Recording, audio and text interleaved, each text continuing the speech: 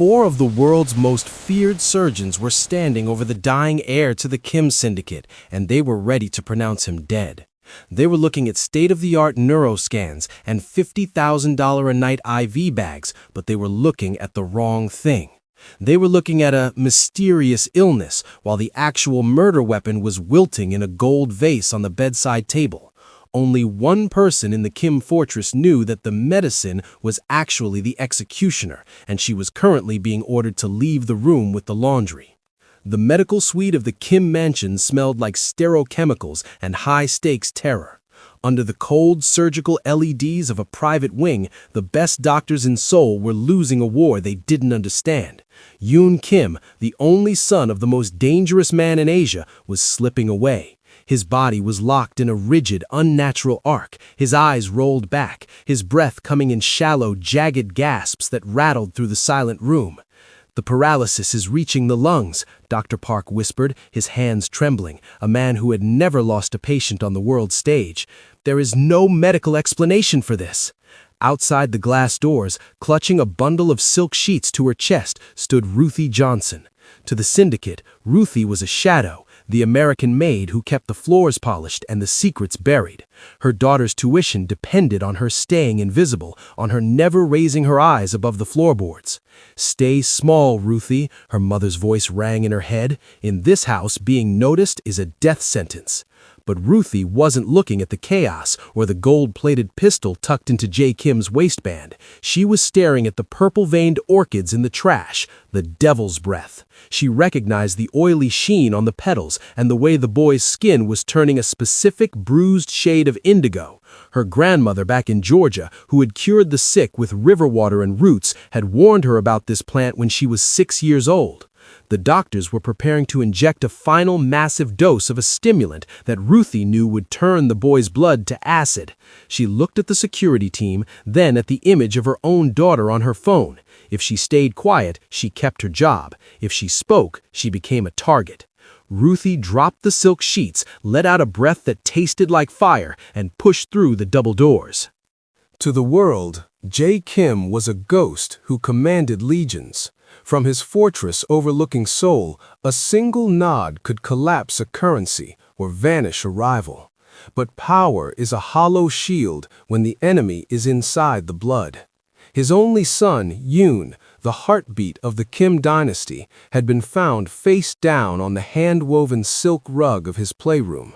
There was no struggle, no intruder, and no wound, only a terrifying, rigid stillness.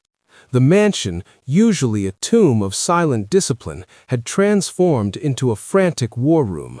Armed guards stood like statues as the world's most expensive specialists rushed through the gold-leafed corridors, their leather shoes clicking a desperate rhythm. Inside the private medical wing, Jae Kim stood in the shadows, his face a mask of cold stone, watching as they pumped his son full of synthetic hope. But the monitors told a different story. The green lines were flattening, and the boy's skin was turning the color of ash. Finally, the lead surgeon stepped back, his gloved hands trembling.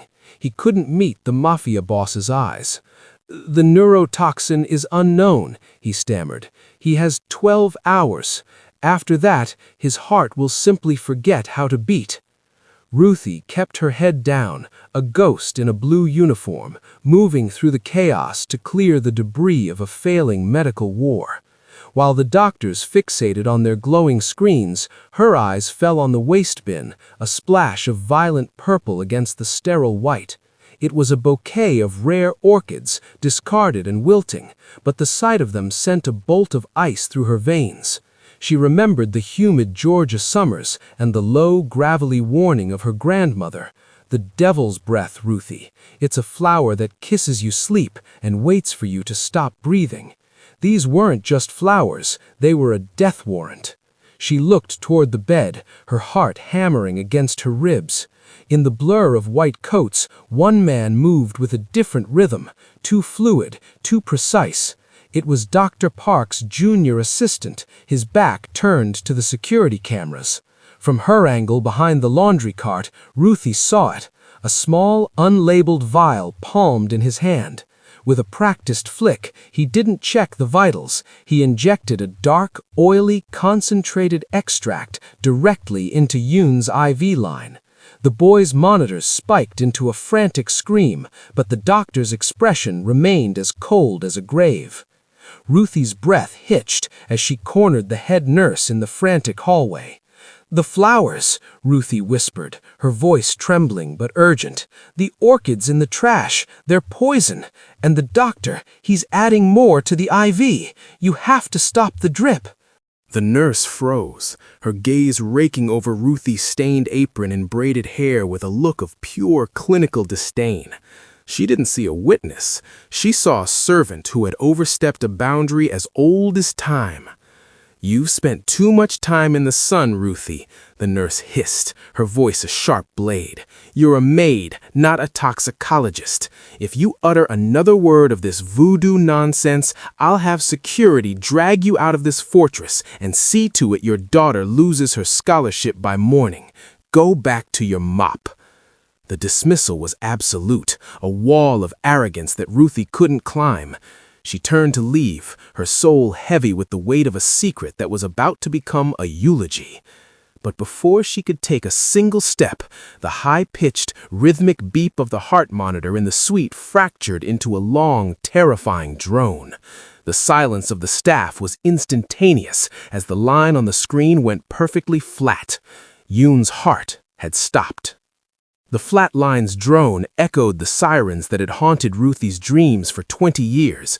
Back in Georgia, she had seen her brother's life snuffed out because he was in the wrong place at the right time, a witness to a crime that the local authorities wanted buried. The lesson was etched into her soul with the sting of tears. The law was a hammer, and people like her were the nails. She had fled to the other side of the world to be a ghost, to be the invisible woman who polished the brass but never spoke a word, all to ensure her daughter would never have to run. But as the doctors descended on Yoon like a swarm of white-coated locusts pounding on a chest that refused to rise, the silence felt like a noose. She looked at the junior doctor, who stood in the corner with a face of manufactured grief, his hands tucked safely in his pockets. He knew. And now she knew. If she walked away now, if she let the rhythm of her fear dictate her footsteps, she wasn't just a maid anymore. She was the silencer. She was the one holding the vial. The medical suite became a graveyard of failed science. "Time of death, 0400, Dr. Park whispered, his voice hollow as he stepped back from the table. The frantic energy in the room died instantly, replaced by the heavy, suffocating silence of the syndicate's wrath. Ruthie watched from the shadows of the supply closet, her heart hammering against her ribs like a trapped bird. She saw the junior doctor turn toward the exit, a sliver of a smirk ghosting his lips. This was the moment. The fear that had kept her small for 2 decades was suddenly eclipsed by the image of the boy's limp hand.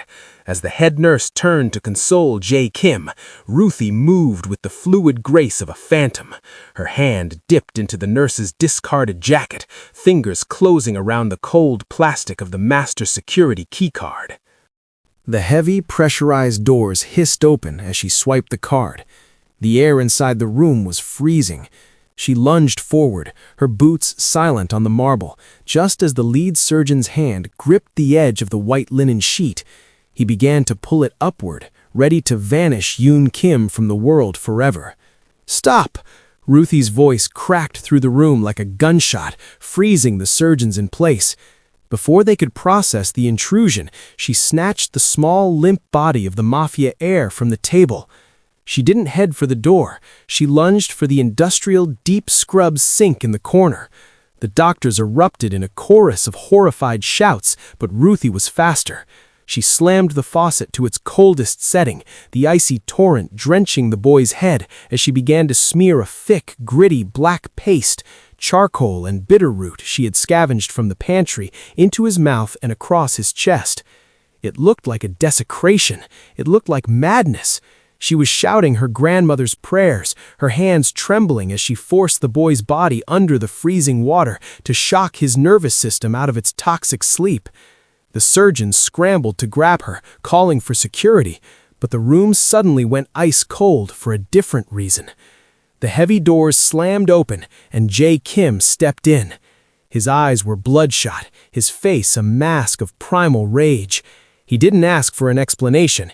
He raised his gold-plated .45, the barrel centering directly between Ruthie's eyes.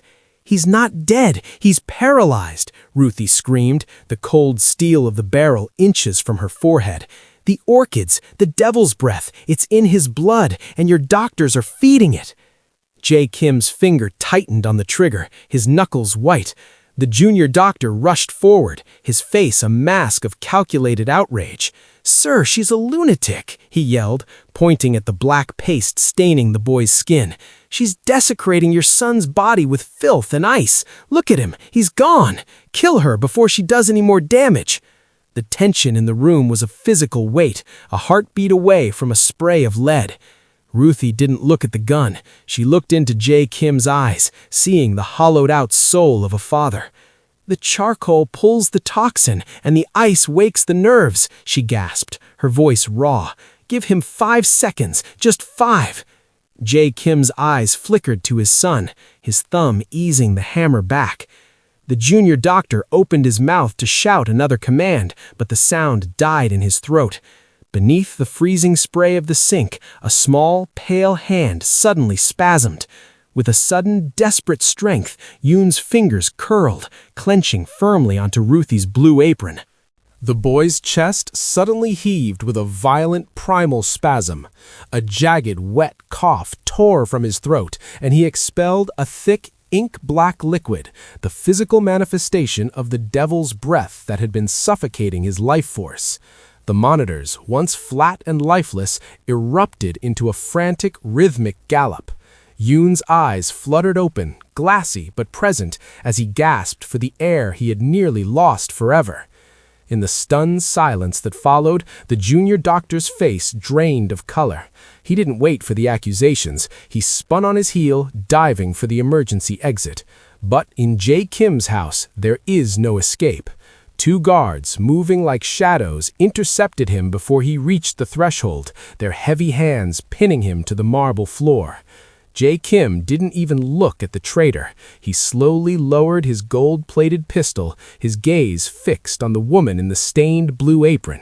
He looked at the world-renowned surgeons standing paralyzed in the corners, then back at Ruthie, who was still cradling his son against the industrial sink.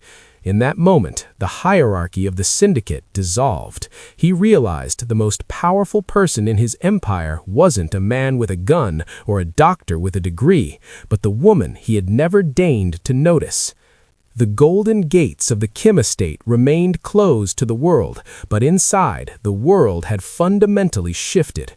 Ruthie no longer wore the white apron or moved through the service corridors like a ghost. She sat at the mahogany table, her hands, the same hands that had saved the heir, resting beside the most powerful man in the syndicate. Jae Kim fired the specialists and replaced the high-tech sensors with Ruthie's quiet observation. He realized that wealth could buy medicine, but it couldn't buy the ancient lived wisdom that survives in the shadows. Yoon recovered, his life a living testament to a truth the elite had forgotten. Wisdom doesn't always wear a white coat or carry a Nobel Prize. Sometimes it carries a mop and a memory of home. Ruthie was no longer the maid. She was the family's guardian, the only one allowed to touch the boy's food or walk his halls. But as she stood on the balcony, looking out over the sprawling Kim empire, she realized her new status came with a heavy price. She was no longer invisible, and in this house of blood and shadows, she was starting to see things far darker than a poisoned orchid. What other secrets is the Kim family hiding that only Ruthie can see? The shadows of the Kim empire are long, and while Ruthie has saved the heir, she has just stepped into a world where the flowers aren't the only things with thorns. If you believe that true wisdom often comes from the people the world chooses to ignore, hit that like button right now to honor Ruthie's courage. But the real mystery is just beginning. Look closely at that final shot. Ruthie is standing on the balcony, but she isn't looking at the view. She's looking at a locked door in the basement that even the Mafia boss is afraid to enter. What do you think is hidden down there? Is it a ghost from the past or a secret that could bring the entire syndicate to its knees? Drop your wildest theories in the comments below. I read every single one. And most importantly, this story is far from over. If you want to see exactly what Ruthie finds behind that door, and if she survives her first night as the Syndicate's protector, comment Episode 2 right now. If enough of you want to see the continuation, I'll drop the next chapter sooner than you think. Don't forget to subscribe and turn on those notifications, because in this house, if you blink, you might miss the moment everything changes. Click the video on your screen now to see another story of secrets hidden in plain sight.